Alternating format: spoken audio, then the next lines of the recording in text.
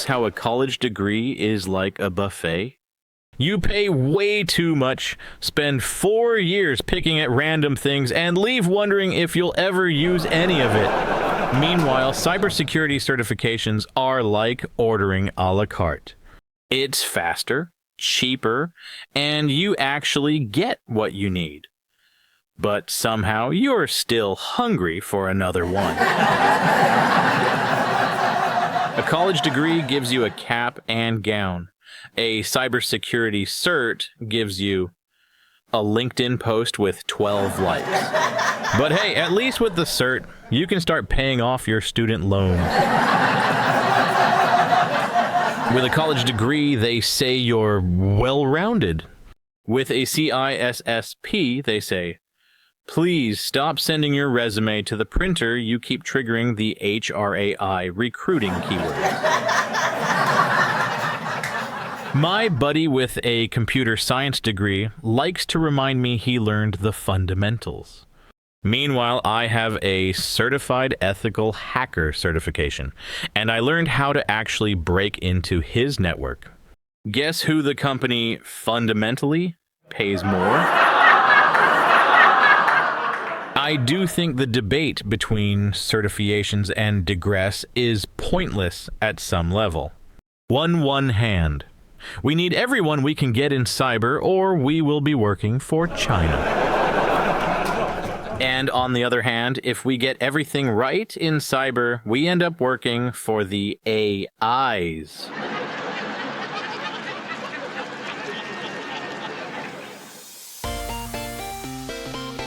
It's time for America's favorite cyber pastime. Welcome to That Cyber Game Show with your host and cybersecurity expert, Smart Alec Tribeca.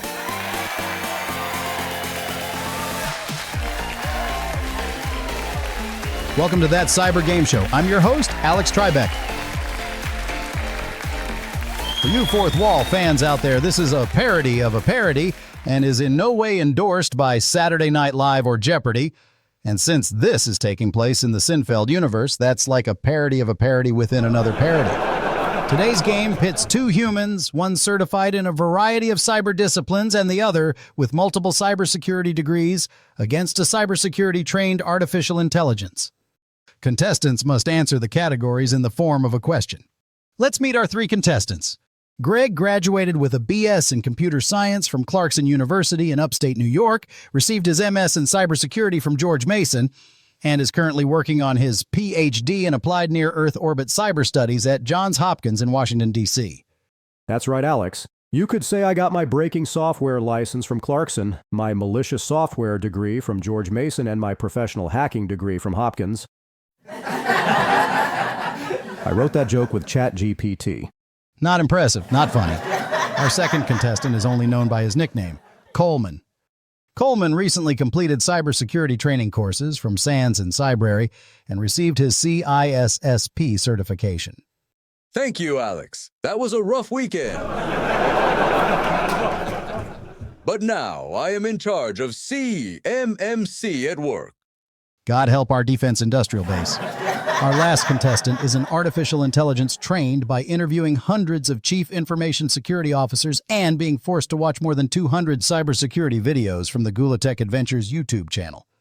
And when given the chance to vote on how this AI should be represented, our audience voted. Second place was AI McAI Face. But in first place, I'd like you to meet Sean Connor AI. Oh, Alex, we meet again. Unlike you, I'm secure by design. You're insecure just by being here. Not again, he's back. When will it end? Let's take a look at our categories. Passwords that start with 123, where we show you the password and you have to guess whose it is. IP addresses. Testing your knowledge of the IPv4 address space. Logs that make no sense. Obscure entries from SIEM logs that only a wizard can decipher. Ransomware or 80s rock band? Guess whether it's malware or a hair metal band. Let the game begin. Coleman, you have the board. I'll take passwords that start with 123 for 200. 123303037. What is James Bond's password? Correct. 30 being the ASCII code for 0, and 37 being ASCII for 7. Thus 007 for 007. Coleman, you have the board.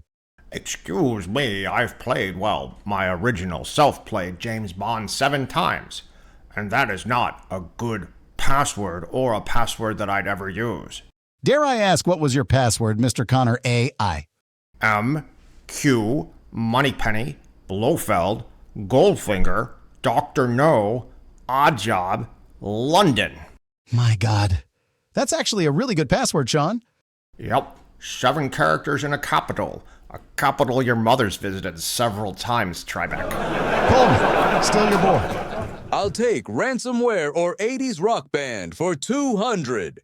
Dark Side. Who is an 80s metal band? Here we go. What is a ransomware as a service group that took down the Colonial Pipeline?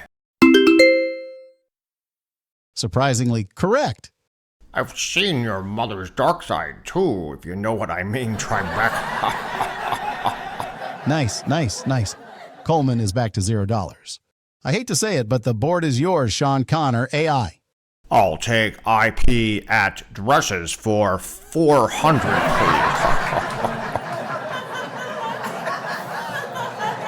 That's IP addresses. Oh, I'm sure you have some dresses in your closet. I know your mother keeps some of hers in mine. Lord, let it stop. 8.8.8.8. What is Google's favorite secure DNS server? Correct. Because nothing screams privacy like sending all your traffic straight to Google. Greg, the board is yours. I'll take obscure entries from SimLogs for $400. var/log/auth.log. What's the log that says single quote, you tried sudo and you failed, single quote question mark, left parentheses, auth.log, right parentheses? Correct. 400 points. I'll take obscure entries from SimLogs for 800. Event ID 41. The system has rebooted without cleanly shutting down first. What is someone pulling the power cord? Correct. Nothing says professional IT like, did you try turning it off and on again? He'll take passwords that start with 123 for 400. 123 MARS 4EVR. What is Elon Musk's password?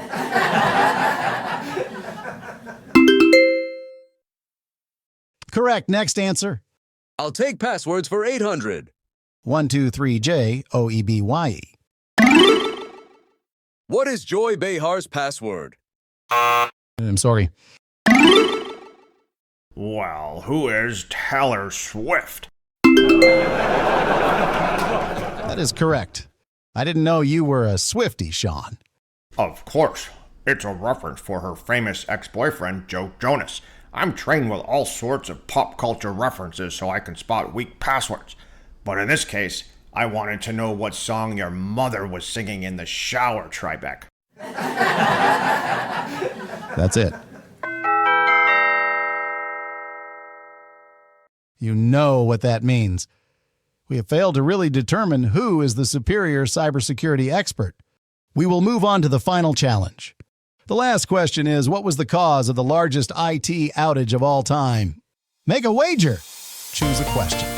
What will you risk? Who will be champion? What caused the biggest IT outage in history?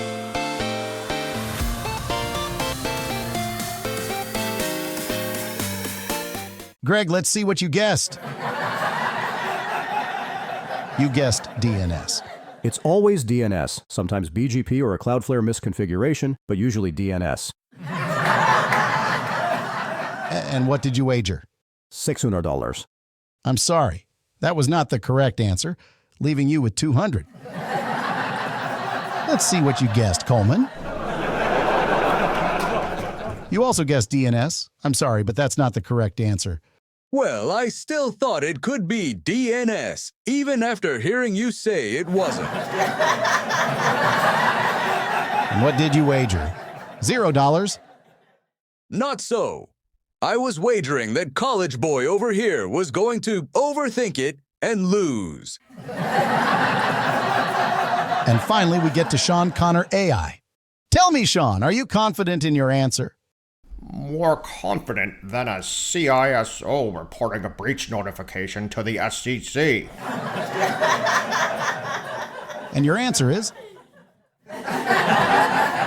I'm not sure I understand. Oh, see, Alex, this is your mom, and this is me. We are at an airport. You drew that? I used Midjourney to emulate the artwork of millions of artists. And is my mom crying because she is with you? No, it was July 19th, 2024, and our Delta flight was canceled due to the CrowdStrike outage. It was a disaster for most people, Tribeca, but I got one more night out with your mom. That's it. I'm done. No one should endure this sort of torture. Clearly, you've never set up a Kubernetes cluster with break and inspect full packet capture, Tribeca. Ow! Ooh, ah! Ooh, ah! Ah! Ooh. And that's all for this week's episode of That Cyber Game Show.